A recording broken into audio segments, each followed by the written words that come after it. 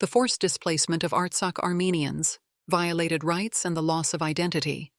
Article by Armine Tigranyan, published on September 22, 2025, on EVN Report. Forced displacement is not just a byproduct of war, it is a weapon of war.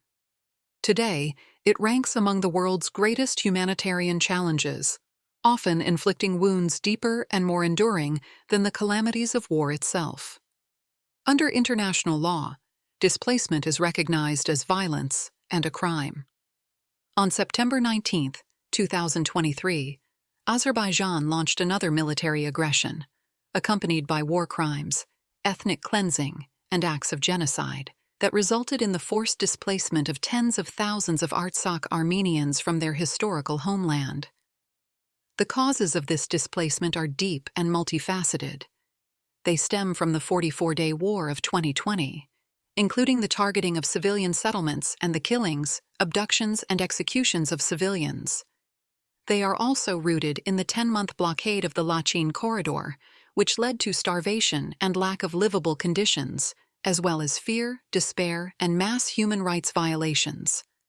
Additionally, Azerbaijan has implemented a state-led policy of deliberate discrimination, eradication of identity, and destruction of cultural monuments. Displaced Armenians from Artsakh continue to bear the heavy consequences of conflict and exile. Even after the complete forced exodus, Azerbaijan sustains an atmosphere of fear, erasing history, destroying churches and monuments, and obstructing both their right to return and the restoration of their rights. The first wave of displacement from Artsakh, the 2020 Artsakh War. Multiple accounts circulate about the circumstances of Artsakh's forced displacement and the number of those affected. Yet the consolidated facts show that between 2020 and 2023, more than 150,000 people were driven from their homes as a result of Azerbaijan's wars, systematic discrimination, and widespread human rights violations. As of January 1, 2019, about a year and a half before the 44-day war, the total population of the administrative regions of the Republic of Artsakh stood at 154,691. Information on the administrative regions of the Republic of Artsakh, 1st of January 2019. The first major wave of forced displacement of Artsakh Armenians occurred during the 44-day war in 2020 and its aftermath. Stripped of their homes and security, people could no longer envision their community's survival in an atmosphere of fear and danger. More than 35,000 were displaced, from Shushi, 5,800, Hadrut, 13,535, Shahumyan, 3,814, Kashatag, 12,157, and villages in the Martakert and Askaran regions, as a result of Azerbaijan's war crimes and the ensuing socio-economic and humanitarian crisis. This uprooted the entire population of roughly 113 of Artsakh's 228 communities. Many fled to Armenia, while others remained in Armenian-controlled territories of Artsakh as internally displaced persons. Additional displacement came from war-affected settlements including Stepanakert, Askaran, and Martuni. According to Armenia's Ministry of Foreign Affairs, about 40,000 people in total lost their homes as a result of the war. The second wave of displacement, the blockade of the Lachin corridor. The Berdzor, Lachin corridor was blockaded for 10 months beginning in December 2022. This left Artsakh Armenians suffering starvation, lack of medicine, and no access to essential goods like food, fuel, and hygiene products. The blockade included deliberate cuts to gas, electricity, and water supplies, severely compromising the population's basic living conditions. During this period, Artsakh Armenians were forced to temporarily leave Artsakh to exercise their fundamental rights, seeking medical treatment, pursuing education, participating in sports competitions, and reuniting with family. This evacuation occurred with assistance from the International Committee of the Red Cross and Russian peacekeepers. Many residents were also trapped outside Artsakh when the Lachin corridor was closed.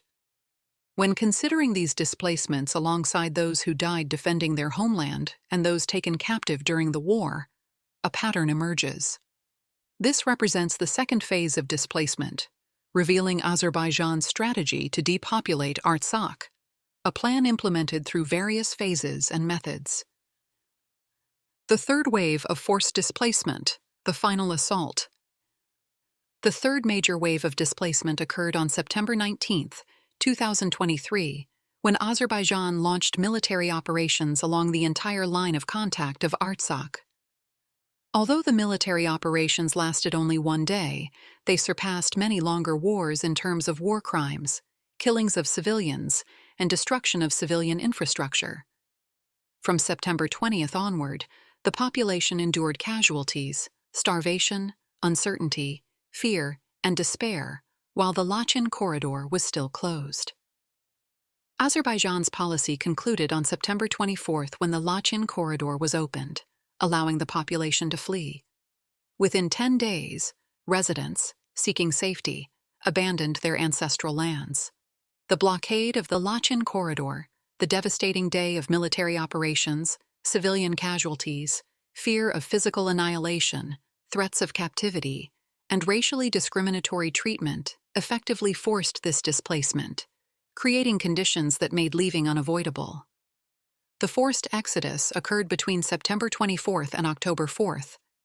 During this period, 100,600 Armenians, the entire remaining population of Artsakh at that time, were forcibly displaced from the regions of Askaran, 18,639, and Martuni, 24,504, the city of Stepanakert, 56,600, and the villages of Martakert, 19,841. It's important to note that this figure represents only those who remained in Artsakh after the first and second waves of displacement, not the region's total population.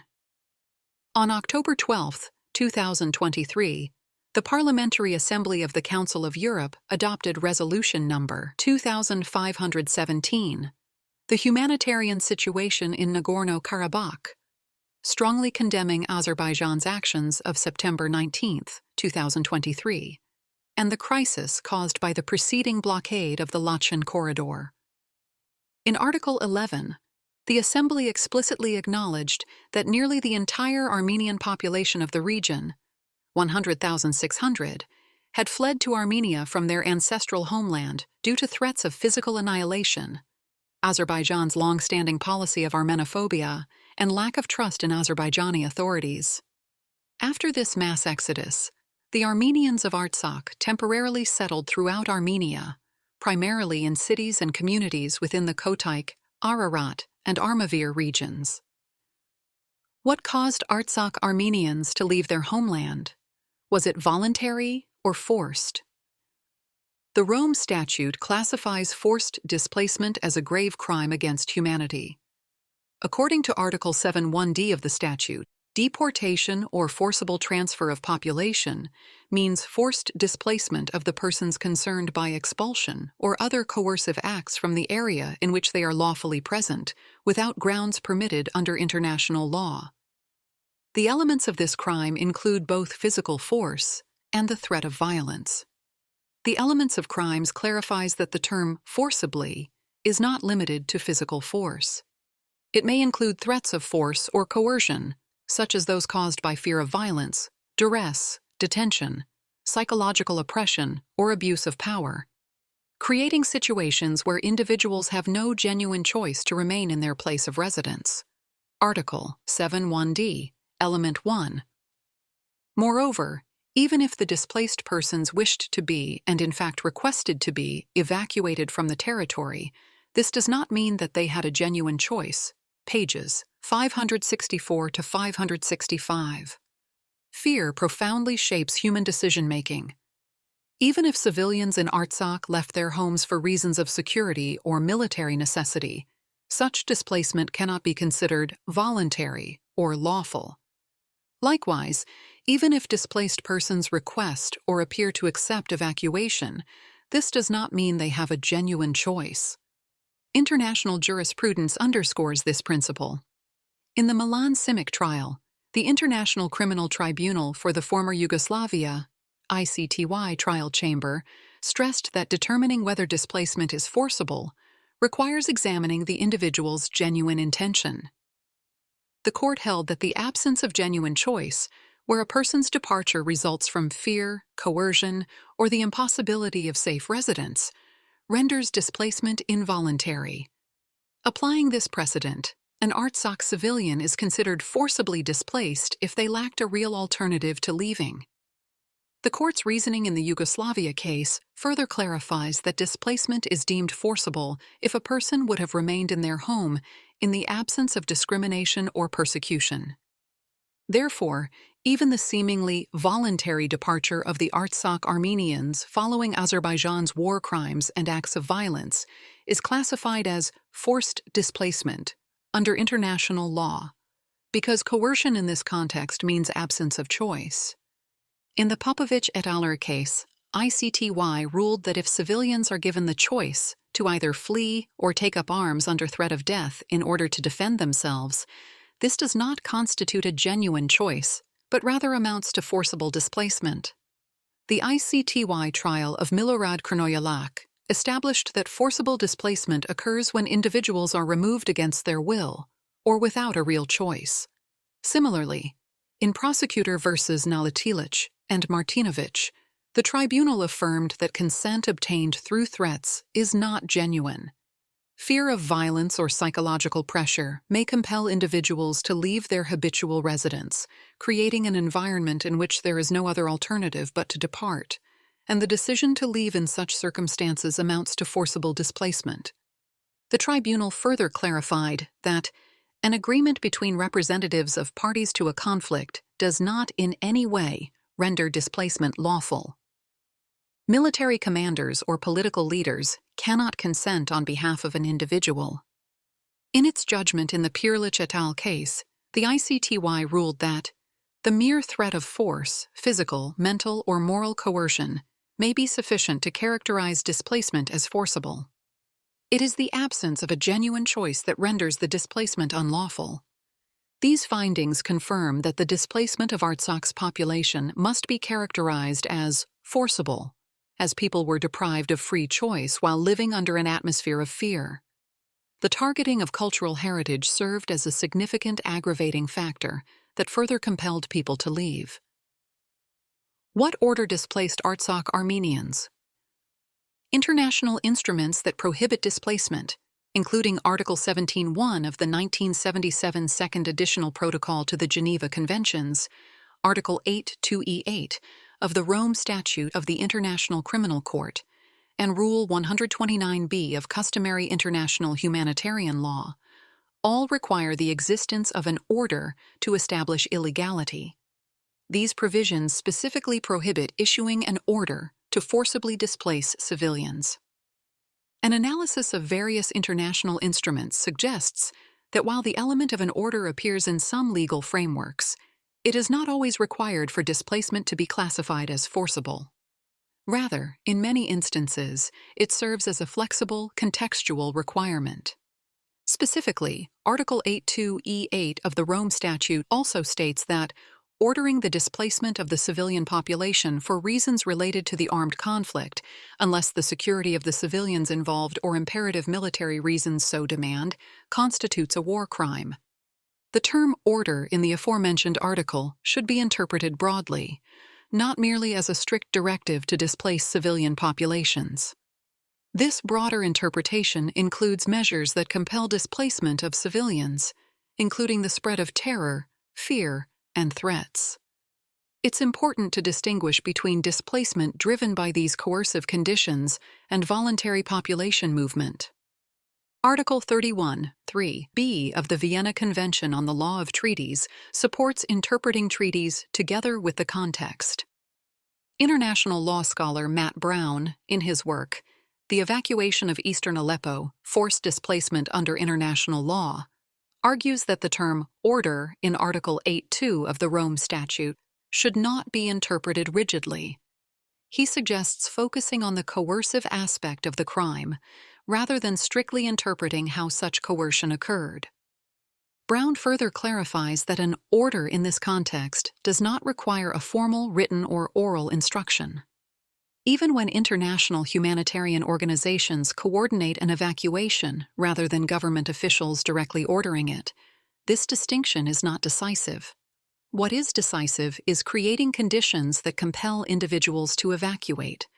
Thomas Pellethy, an analyst specializing in forced displacement and armed conflict, adds that displacement isn't always directly ordered. The order may instead take the form of deliberately provoking displacement, attacking civilians, threatening life and security, targeting civilian objects, or destroying religious and cultural property. Bombardment of populated areas and targeting of infrastructure essential to civilian populations, including cultural heritage, may constitute coercive measures equivalent to an order of displacement. The pre-trial chamber of the International Criminal Court in the Ntaganda case concluded, "The conduct by which the perpetrator forces civilians to leave a particular area is not limited to an order. Otherwise, the factual circumstances of the evacuation of civilians during armed conflict would be unduly restricted." Despite the explicit wording of the Rome Statute, the court in Ntaganda therefore upheld that forced displacement constitutes a war crime even in the absence of a direct order. The characterization of displacement as forcible refers to situations in which individuals lack a free or genuine choice to remain in the area in which they were located.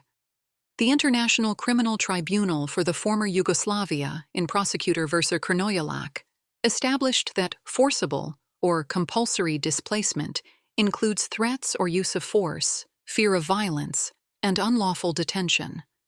In Prosecutor versus Radoslav Brjanin, the tribunal further clarified that the act must occur under coercive circumstances to constitute a crime. Importantly, the ICTY in Krnojalak emphasized that even when displaced persons request relocation, this does not necessarily indicate they had a genuine choice.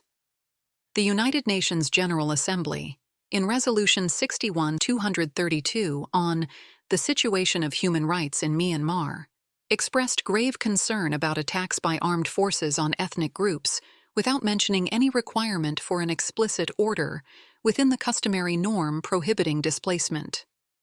In the context of the Armenians of Artsakh, their displacement resulting from Azerbaijan's war crimes compelled them to flee their homeland under conditions of fear and uncertainty. This constitutes forced displacement even without a clear written or oral order.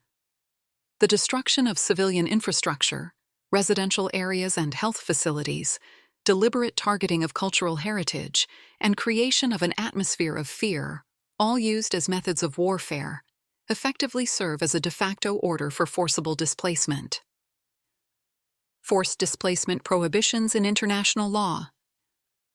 Jurist and former legal advisor to the International Committee of the Red Cross, Jan Williams, notes that forced displacement and the forcible transfer of the inhabitants of a territory constitute crimes subject to criminal liability. The prohibition of forced displacement is a fundamental component of both international humanitarian law and the human rights protection system. It has acquired the status of binding customary international law.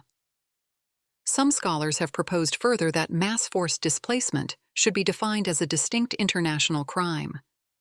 Customary international law, norms 20, 24, and 129 to 133 address displacement with a recognized sense of legal obligation. Opinio juris. Rule 129 of customary international humanitarian law permits forced displacement of civilians only when required for civilian security or imperative military reasons. Without these justifications, such acts may constitute war crimes, especially when systematic or large-scale. Rule 129 specifically states, "Parties to an armed conflict must not deport or forcibly transfer the civilian population of a territory under their control, unless the security of the civilians involved or imperative military reasons so demand." Deportations or forced displacements carried out in the context of an armed conflict without any of the aforementioned justifications are considered violations of international humanitarian law and may amount to war crimes. Article 431 of the 1963 Protocol to the European Convention on Human Rights provides, "No one shall be expelled, by means of either an individual or a collective measure, from the territory of the state of which he is a national." Similarly, Article 22(5) of the 1969 American Convention on Human Rights stipulates, "No one can be expelled from the territory of the state of which he is a national or be deprived of the right to enter it." Article 16(1) of the 1989 Indigenous and Tribal Peoples Convention states, "Indigenous peoples shall not be removed from the lands which they occupy." According to Principle 6 of the 1950 Principles of International Law, recognized in the Charter of the Nuremberg Tribunal, and in the judgment of the Tribunal, deportation, expulsion, and other inhumane acts committed against any civilian population constitute crimes against humanity. Article 5(c) of the 1946 Charter of the International Military Tribunal for the Far East establishes individual criminal responsibility for crimes against humanity, including the displacement of civilian populations and other inhumane acts committed before or during war. Article 5(d) of the 1993 Statute of the International Criminal Tribunal for the former Yugoslavia establishes that civilian displacement constitutes a crime against humanity when committed during armed conflict and targeted against civilian populations. Article 2(g) of the same statute grants the tribunal jurisdiction over unlawful deportation or transfer of civilians, which is classified as a grave breach of the 1949 Geneva Convention 4.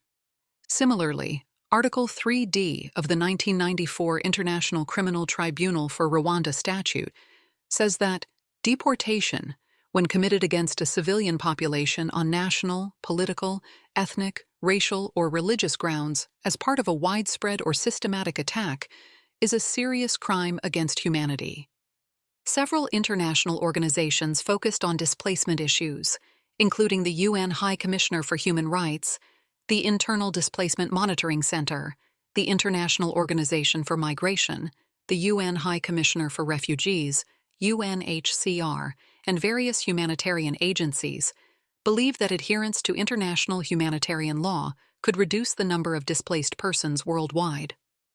Despite this consensus, Azerbaijan continues to disregard its gross violations of these rights. Azerbaijan, a United Nations member since March 2, 1992, consistently fails to meet its human rights obligations. The international community has established that protecting human rights is essential for maintaining security, development, and peace. Therefore, any genuine peace process must include the right of return as a fundamental component. Artsakh, Armenians' right of return. The right of return is a fundamental human right that extends to future generations and remains valid until fully realized. This right is enshrined in the Universal Declaration of Human Rights, 1948, which states, "Everyone has the right to leave any country, including his own, and to return to his country." Article 12(4) of the International Covenant on Civil and Political Rights, 1966, further affirms this universal recognition by stipulating, "No one shall be arbitrarily deprived of the right to enter his own country." As this provision constitutes a norm of customary international law, it is binding on all states. Consequently, the Armenians of Artsakh possess the fundamental right to a voluntary, safe, and dignified return to their historical homeland, a right that must be upheld in accordance with international law and protected by effective international guarantees.